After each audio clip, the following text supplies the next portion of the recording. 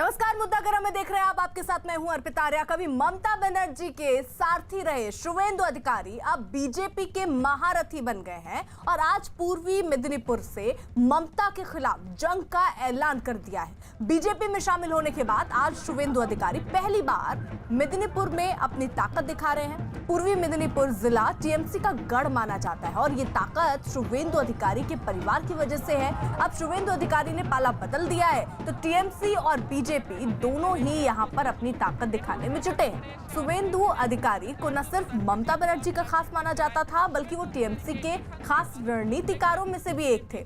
आज शुवेंदु अधिकारी का ये शक्ति प्रदर्शन इसलिए भी अहम है क्योंकि इस इलाके की ज्यादातर विधानसभा सीटों पर अधिकारी परिवार की मजबूत पकड़ है।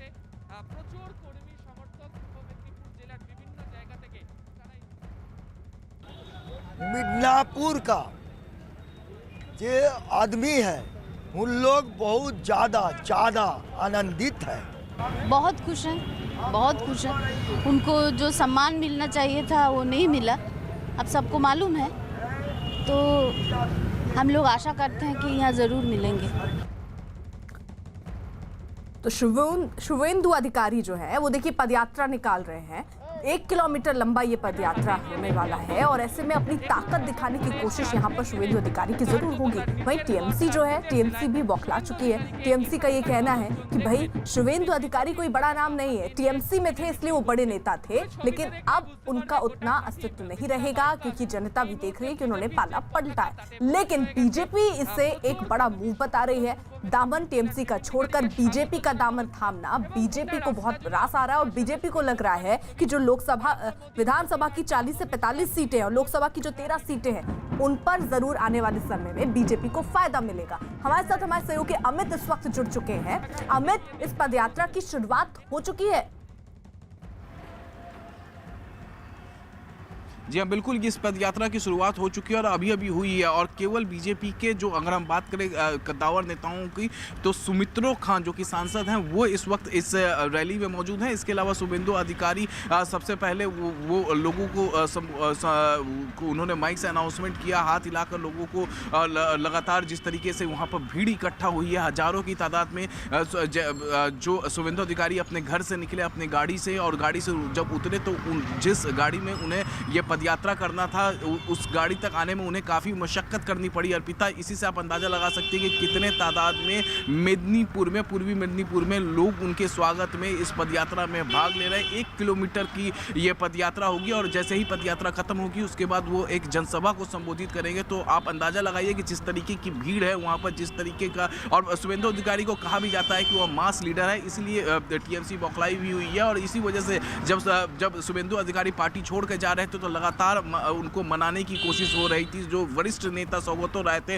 पूर्व केंद्रीय मंत्री टीएमसी के, उन्हें बागडोर दिया गया था कि वो शुवेंदु अधिकारी को समझाएं, उनसे बातचीत करें। उन्होंने कई दौर की बातचीत भी की शुवेंदु अधिकारी से, लेकिन वो बातचीत नहीं बनी और आखिरकार उन्होंने बीजेपी ज्वाइन करने के बाद और आज जो उनको कहा जाता है मास लीडर, 45 से ज़्यादा विधानसभा सीटों पर उनका प्रभाव बताया जाता है और ये भी बताया जाता है कि वो 10 लोकसभा सीटों पर उनका प्रभाव है। तो जाहिर तौर पर आज जो प्रभाव है वो इस पदयात्रा के जरिए वो अपनी शक्ति को दिखाने की कोशिश कर रहे हैं। और जिस तरीके से भीड़ उमड़ी हुई है पूर्वी मिदनापुर में, वो तस्वीरें बयां कर रही है कि वो कितने बड़े लीडर हैं उस एरिया के। और इसी वजह से टीएमसी, तृणमूल कांग्रेस, चाहे वो ममता बनर्जी खुद हों, सौगतो राय, जिनको बागडोर दिया गया था कि शुवेंदु अधिकारी को मनाएं, उनसे वो बातचीत करें, वो लोग पहले मना रहे थे। जब आखिरकार बात नहीं बनी, शुवेंदु अधिकारी बीजेपी में शामिल हो गए और आज जब वो अपना जो है शक्ति दिखा रहे हैं, अपनी जो उनकी क्वालिटी है, मास लीडर जो कहे जाते हैं, जो अपनी वो क्वालिटी दिखा रहे हैं, तो आज टीएमसी के जो बड़े नेता है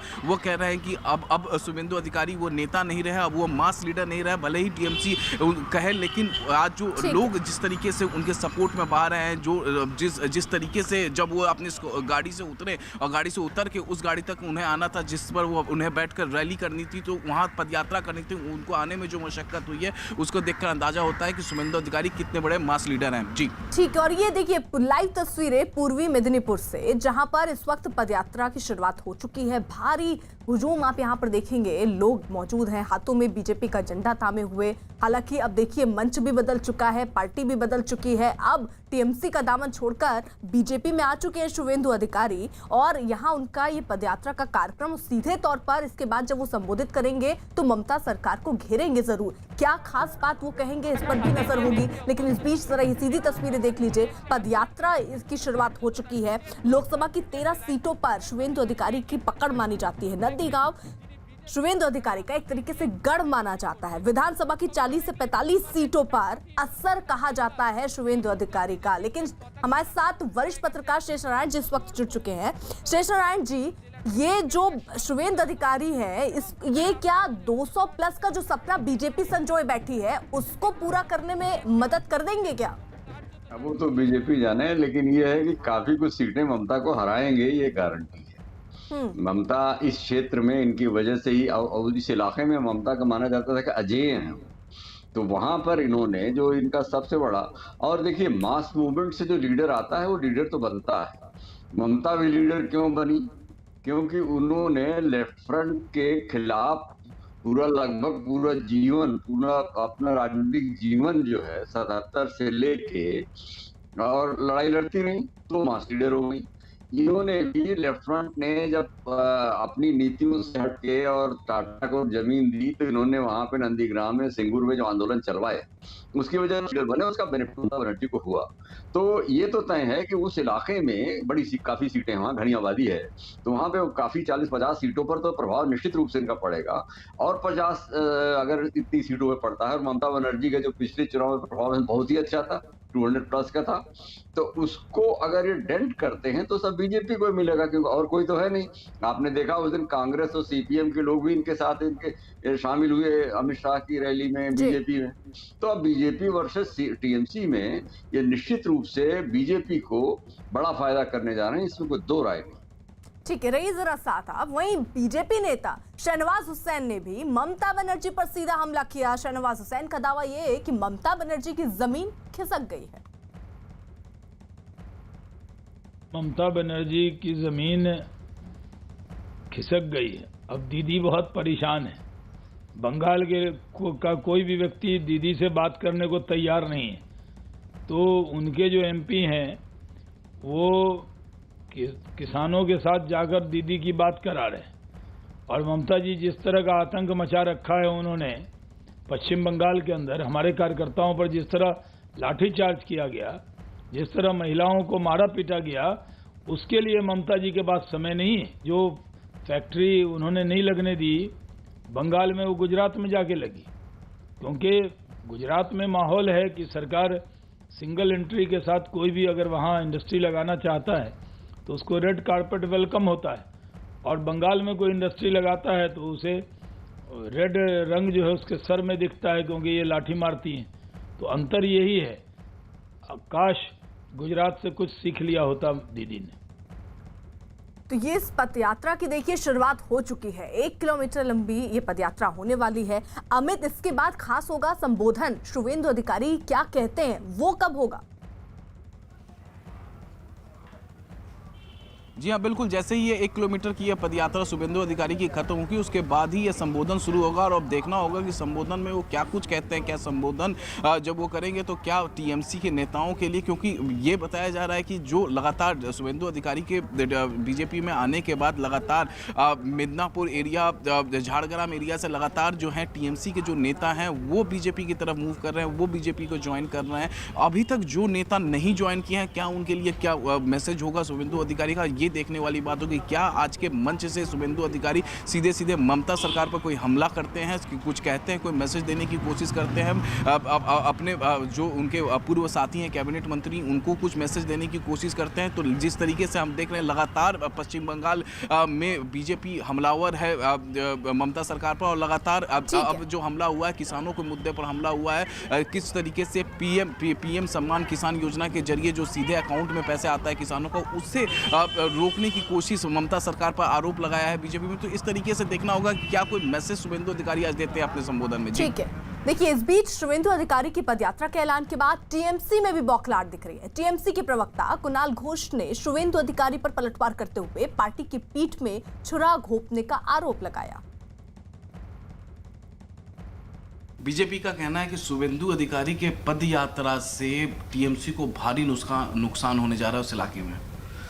नहीं, कोई नुकसान नहीं हो रहा है। अब देखिए, शुभेंदु अधिकारी वो एक यंग जनरेशन का लीडर है, लेकिन किस पार्टी का लीडर था? तृणमूल कांग्रेस का लीडर था। अभी किस पार्टी में है? बीजेपी में है। तो उसका खुद का पॉपुलैरिटी कितना है, कितना मास उसका साथ है, उसका टेस्ट किधर हुआ? ममता जी जब पार्टी किया था, खुद पार्टी किया और कॉल दिया था कि यहाँ पर एंटी सीपीएम जो पार्टीज है वो सीपीएम को हराने के लिए एक मंच पे आ जाइए। लेकिन शुभेंदु अधिकारी अगर उनका पास मास सपोर्ट होता तो एक बार ममता जी के जो मास बेस है वो यूज कर रहे हैं।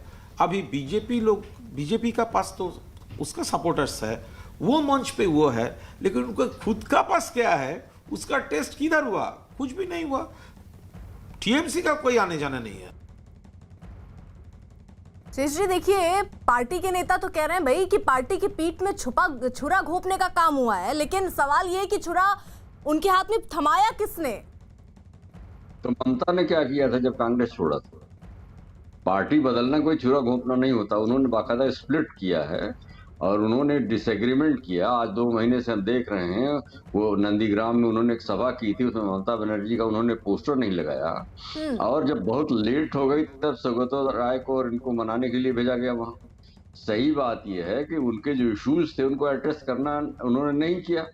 उनके इश्यूज सीधा ये थे कि आप अपने भतीजे को थोड़ा सा पीछे करिए, प्रशांत किशोर को जय हिंद करिए।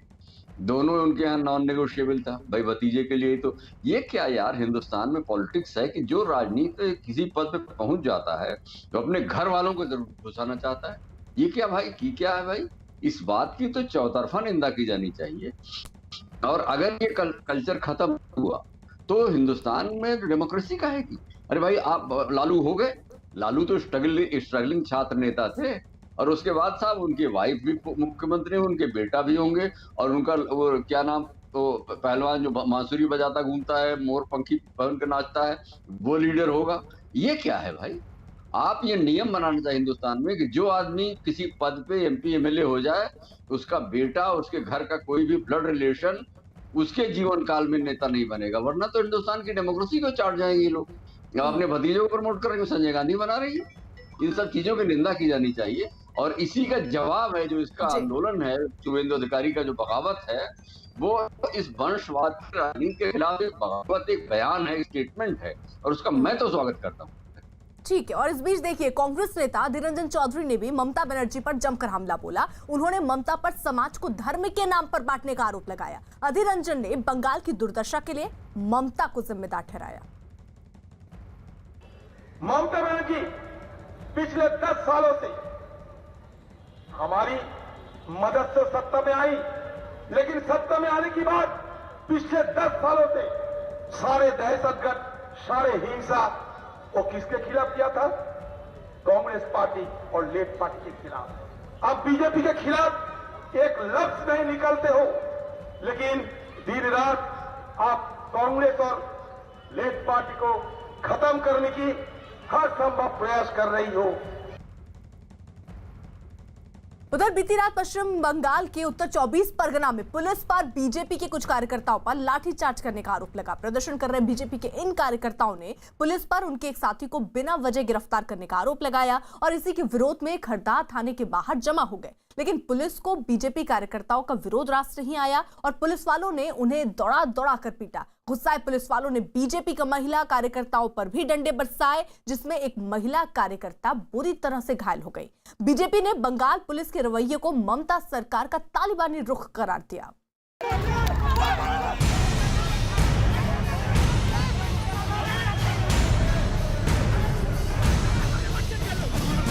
बीजेपी कार्यकर्ताओं पर लाठीचार्ज, थाने में विरोध जताने पर लाठीचार्ज, बीजेपी कार्यकर्ताओं को दौड़ा कर पीटा, महिला कार्यकर्ताओं की भी पिटाई।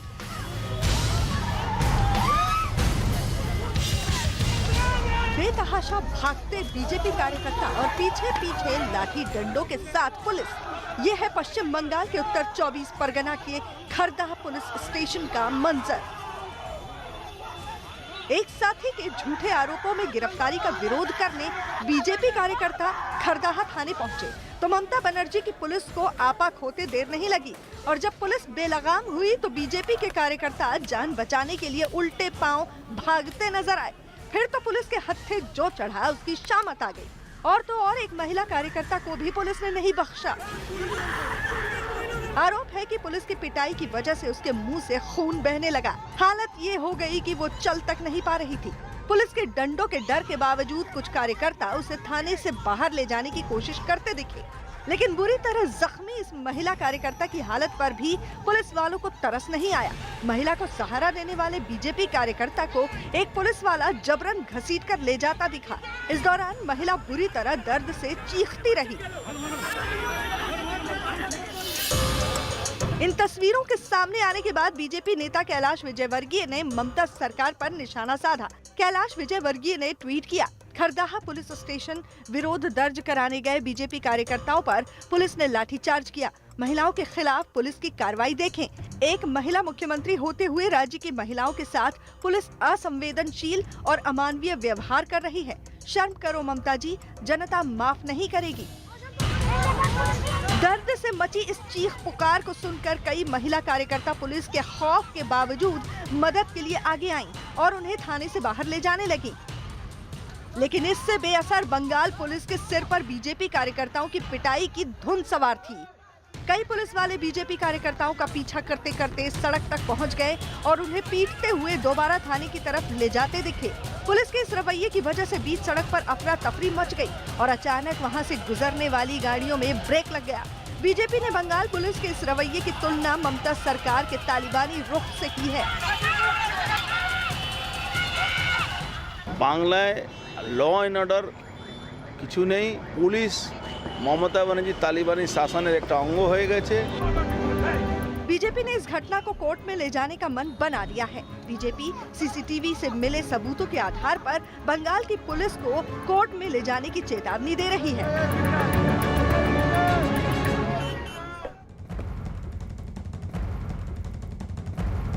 और इसी बीच बड़ी खबर आ रही है, बंगाल में कांग्रेस का बड़ा ऐलान हुआ है। लेफ्ट से गठबंधन का ऐलान कांग्रेस की तरफ से किया गया है। कांग्रेस पार्टी की तरफ से ये बड़ा ऐलान विधानसभा चुनावों से पहले बंगाल में किया गया। लेफ्ट से गठबंधन का ऐलान कांग्रेस की तरफ से किया गया है। हालांकि इससे पहले लगातार कांग्रेस जो है वो निशाना साध रही थी। फिलहाल कांग्रेस लेफ्ट के साथ होगी, इस बात का ऐलान कांग्रेस ने खुद किया। लेफ्ट से गठबंधन का ऐलान कांग्रेस की तरफ से कर दिया गया है। कांग्रेस लेफ्ट एक साथ चुनाव में उतरेंगे। विक्रांत हमारे साथ, हमारे सहयोगी और अपडेट के साथ। विक्रांत, देखिए, इस मामले में अधीर रंजन चौधरी ने आज आधिकारिक रूप से इसकी जानकारी दी है। हालांकि ये बिल्कुल राजनीतिक खबरें काफी दिनों से चल रही थी और पार्टी के तमाम नेता भी इस बात की पुष्टि कर रहे थे कि इस मामले में बातचीत चल रही है लेफ्ट के साथ और एक गठबंधन होगा। बीजेपी क्योंकि बड़ी ताकत बन के वहां पर राज्य में उभर गई है और पिछले लोकसभा चुनाव को देखते हुए लेफ्ट और कांग्रेस दोनों को ये मालूम है कि उनकी ताकत बहुत सीमित राज्य में रह गई है। एक ऐसा राज्य बंगाल जहां पर कांग्रेस लंबे समय तक शासन में रही और लेफ्ट वहां पर एक बड़ी ताकत रही। लेफ्ट का एक बड़ा लंबा शासनकाल वहां पर चला, लेकिन अब दोनों की ताकत बहुत सीमित हो गई है क्योंकि वहां पर अब मुख्य मुकाबला बीजेपी और तृणमूल कांग्रेस यानी ममता बनर्जी के बीच है। तो इसी कारण अब कांग्रेस और लेफ्ट ने फैसला लिया और आधिकारिक रूप से अधीर रंजन चौधरी ने जानकारी दी है कि कांग्रेस हाईकमान ने इस गठबंधन को मंजूरी दे दी है। तो अब ये पूरी तरीके से साफ हो गया है कि 3 गठबंधन मुख्य तौर पर लड़ेंगे, बीजेपी, तृणमूल और उनके सामने टीएमसी, माफ कीजिएगा, लेफ्ट और कांग्रेस का गठबंधन मिलकर चुनाव लड़ेगा। तो कोशिश यही है लेफ्ट और कांग्रेस की कि किसी तरीके से इस चुनाव में अपने वजूद को बचाया जाए। हालांकि कितना सफल होंगे ये बाद में पता चलेगा क्योंकि लोकसभा चुनाव के अगर हम मतों को देखें तो बहुत ही बुरी स्थिति दोनों पार्टियों की उस दौरान हुई थी। तो दोनों पार्टियों को लगता है कि अगर वो दोनों मिल करके चुनाव लड़ेंगे तो वोट आपस में नहीं बटेंगे और कई ऐसे क्षेत्र हैं जहां पर उनकी ताकत है, वहां पर अच्छा प्रदर्शन कर सकेंगे। बिल्कुल, तो देखिए बड़ी खबर यहां पर बंगाल से जुड़ी जो आ रही है कि कांग्रेस और लेफ्ट अब एक साथ मैदान में होंगे। तो अब ये त्रिकोणीय मुकाबला सा दिख रहा है। एक तरफ बीजेपी, दूसरी तरफ टीएमसी, वहीं तीसरी तरफ यहाँ लेफ्ट और कांग्रेस साथ नजर आ रहे हैं। वहीं इस बीच आपको बता दें, शुवेंदु अधिकारी जो एक बड़ा चेहरा थे टीएमसी के, वो दामन थाम चुके हैं बीजेपी का, और आज उनकी पहली, एक तरीके से कहें बीजेपी थामने के बाद पहली पदयात्रा है, और वो भी पूर्वी मेदिनीपुर में है। और ये पदयात्रा 1 किलोमीटर लंबी है, जिसकी शुरुआत हो चुकी है। इसके बाद वो संबोधन भी करेंगे। गढ़ माना जाता है ये एक तरीके से टीएमसी का भी, और शुवेंदु अधिकारी का यहाँ का अच्छा खासा आधिपत्य एक तरीके से कहा जा सकता है। लोकसभा की 13 सीटों पर उनकी पकड़ मानी जाती है, और विधानसभा की 40 से 45 सीटों पर उनका असर माना जाता है। अब दोनों ही पार्टियां, चाहे वो टीएमसी हो बीजेपी हो, अपने गढ़, जहां बीजेपी इसको गढ़ बनाना चाहेगी, वही टीएमसी अपने गढ़ को बचाने की कोशिश में मैदान में उतरेगी। अमित हमारे साथ लगातार बने हुए हैं। अमित, ये पदयात्रा क्या खत्म हो गई है?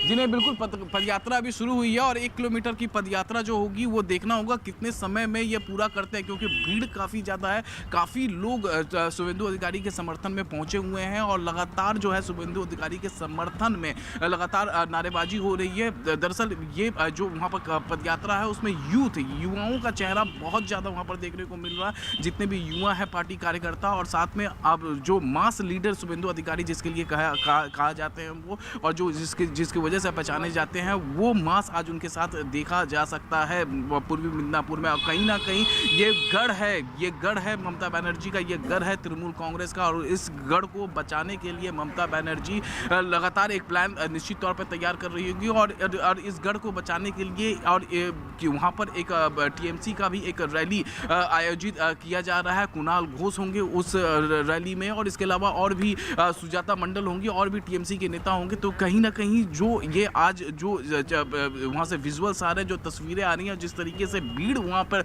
उमड़ी हुई है शुवेंदु अधिकारी के समर्थन में। केवल 1 किलोमीटर की रैली है अर्पिता, लेकिन 1 किलोमीटर को तय करने में काफ़ी ज़्यादा समय लगेगा, क्योंकि जिस तरीके की भीड़ है, हमने देखा जब शुवेंदु अधिकारी अपने घर से निकले, और घर से निकल कर जिस गाड़ी पर उन्हें बैठना था और जाना था सीधे पदयात्रा करने के लिए, अपनी गाड़ी से उतरने के बाद उस गाड़ी तक पहुँचने में उन्हें काफ़ी समय लग गया वहाँ पर, और पुलिस की भी काफ़ी ज़्यादा वहाँ पर सुरक्षा व्यवस्था किया गया है, और काफी ज्यादा भीड़ उमड़ी हुई है शुवेंदु अधिकारी के समर्थन में। तो देखिए, ये पदयात्रा अभी चल रही है, 1 किलोमीटर की ये पदयात्रा है, भारी भीड़ वहां पर देखी जा रही है। इसके बाद वो संबोधन भी करेंगे, जनता को संबोधित करेंगे। शुवेंदु अधिकारी क्या कहते हैं उस पर नजर रहेगी। लेकिन देखिए, बंगाल में विधानसभा चुनाव अभी दूर है, लेकिन टीएमसी और खासतौर पर मुख्यमंत्री ममता बनर्जी पर बीजेपी के हमले और तीखे होते जा रहे हैं। प्रधानमंत्री कल किसान सम्मान निधि के तहत 9 करोड़ किसानों को 18,000 करोड़ रुपए देने जा रही है, लेकिन बीजेपी का आरोप है कि ममता बनर्जी नहीं चाहती कि केंद्र की तरफ से किसानों को किसी तरह की मदद मिले। बीजेपी का आरोप है कि ममता बनर्जी अपने राज्य के किसानों के खाते में सीधे पैसा नहीं देना चाहती, बल्कि वो चाहती हैं कि केंद्र ये पैसे राज्य सरकार को दे, ताकि टीएमसी किसानों के हिस्से से अपने चुनाव के खर्च का हिस्सा निकाल सके।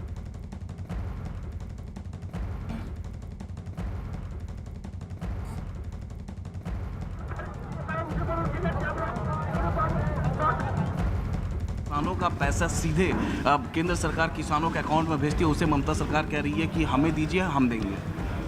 देखिए, हमलावर कुछ नहीं है। हमारा पूरे भारतवर्ष में किसान सम्मान निधि का जो रुपया किसानों को पहुंच रहा है, लेकिन दुर्भाग्यशाली हैं बंगाल के किसान, जहां पर ममता बनर्जी उस पैसे को नहीं देने दे रही है। उसका कारण है कि ममता बनर्जी उसी पैसे को लेती हैं जिस पैसे को वो अपने ट्रेजरी में डाल सकती हैं। डायरेक्ट बेनिफिशियरी के पास अगर पैसा जाए तो ममता बनर्जी को बहुत तकलीफ़ है, क्योंकि वहाँ से वो पैसा अपने और अपने जो उनका करप्शन सिस्टम है, करप्ट सिस्टम है अपने परिवार का, उसमें वो रुपया जाएगा नहीं। और बेनिफिशियरी के पास पहुँचने से उनको तकलीफ़ है, क्योंकि लोगों के पास पहुँचने से उनको कोई फ़ायदा नहीं है। वो सारा रुपया का मालिकाना हक लेना चाहती हैं। जिस तरह से उम्फान में जब 1000 करोड़ रुपया आया, उसके बाद उन्होंने एकदम उस पैसे को सीधे अपने पार्टी के कैडरों, अपने लोगों, अपने परिवार के लोगों में उन लोगों ने इस तरह से पैसा का मिसयूज किया। शेष नारायण जी, पहले मैं आपका रिएक्शन इस बात पर चाहूंगी कि कांग्रेस अब लेफ्ट के साथ होगी चुनावी मैदान में, तो क्या ये आप मान रहे हैं त्रिकोणीय मुकाबला बन जाएगा? नहीं, तो कांग्रेस ने तो 2011 में ममता के साथ भी अलायंस किया था। कांग्रेस वहां पे वर्चुअली नॉन एंटिटी हो चुकी है और वो बाय डिफॉल्ट कुछ सीटें जीत जाते हैं। कांग्रेस वहां कुछ नहीं है और लेफ्ट भी, क्योंकि मारपीट पे ही पूरी राजनीति निर्धारित थी, तो मारपीट करने वाले ममता के साथ सब आ गए थे। तो लेफ्ट के ज्यादातर जो लोग लुम्पन जो वर्ग था वो तो बीजेपी में जा चुका है, तो इसलिए लेफ्ट का भी कुछ है वह नहीं वहां, तो वो समझौता करते रहे। लेकिन ये बड़ा समझौता नहीं होगा अभी, अपने त्रिकोणीय नहीं होगा, चतुष्कोणीय होगा, क्योंकि वो हजरत असदुद्दीन ओवैसी जो आ रहे हैं, वो मायावती और हजरत असदुद्दीन ओवैसी, ये सब लोग बीजेपी के जो मददगार लोग हैं, ये सब इनका एक अलग गठबंधन होगा। और ये जो मालदा का मुर्शिदाबाद जिला है और इन जिलों में वो भी जबरदस्त प्रभाव डालेंगे। तो इसलिए वो हमें लगता है लेफ्ट और ममता से, लेफ्ट और कांग्रेस से ज्यादा सीटें जीत जाएंगे, या कम से कम ज्यादा सीटों पर तो नुकसान ममता का करेंगे ही करेंगे। तो एक फैक्टर वो भी बड़ा जबरदस्त होने जा रहा है। यानी तो कुल मिलाकर आप ये कह रहे हैं कि मुकाबला जो है वो रोमांचक रहने वाला है। त्रिकोणीय की जगह आप कह रहे हैं चौकोणीय ये मुकाबला हो जाएगा, और देखना होगा कि बंगाल में क्या होता है। इस बीच पश्चिम बंगाल से एक बड़ी खबर, जहां किसानों को केंद्र की मदद के मुद्दे पर बीजेपी और टीएमसी में बवाल छिड़ गया। बीजेपी का आरोप है कि मुख्यमंत्री ममता बनर्जी पीएम किसान सम्मान निधि योजना का पैसा सीधे किसानों के खातों तक पहुंचाने में अड़ंगे लगा रही हैं, लेकिन टीएमसी किसानों के मुद्दे पर बीजेपी पर सियासत करने का आरोप लगा रही है। बंगाल में किसानों पर घमासान, किसानों पर बीजेपी टीएमसी में खींचतान, पीएम किसान योजना पर बढ़ी तकरार, किसानों की मदद पर ममता पर सवाल। दिल्ली में चल रहे किसान आंदोलन की गूंज अब पश्चिम बंगाल तक सुनाई पड़ने लगी है। खबर है कि पश्चिम बंगाल की मुख्यमंत्री ममता बनर्जी ने फोन पर धरने पर बैठे किसान नेताओं से बात की, तो बीजेपी ने ममता बनर्जी पर पीएम किसान सम्मान निधि योजना में अड़ंगा लगाने का आरोप लगा दिया।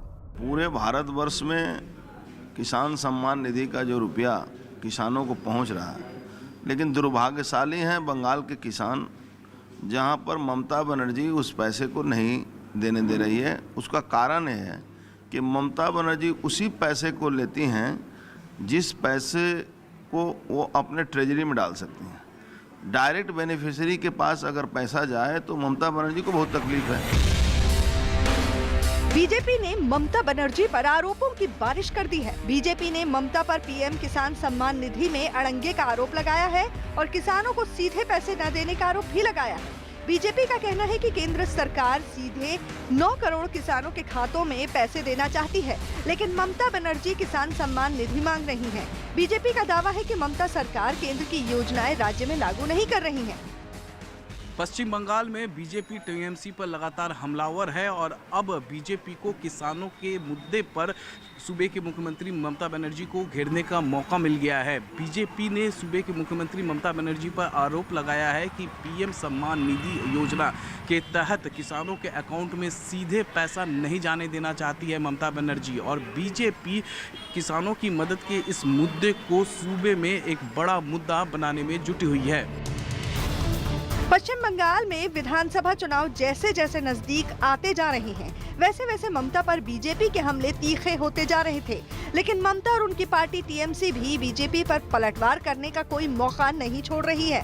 किसानों के लिए ममता सरकार जो किया है वो सेंट्रल गवर्नमेंट नहीं किया है। हर किसान यहाँ पर जो इंसेंटिव्स उसको मिल रहा है, जो प्रोटेक्शन मिल रहा है, वो सेंट्रल गवर्नमेंट ने नहीं दिया। सेंट्रल गवर्नमेंट क्या चाहते हैं कि सेंट्रल गवर्नमेंट वो स्कीम हो, उसका स्कीम में ज़्यादा रुपया तो स्टेट का ही जाता है और नाम होता है सेंट्रल गवर्नमेंट का, वो तो ठीक नहीं है।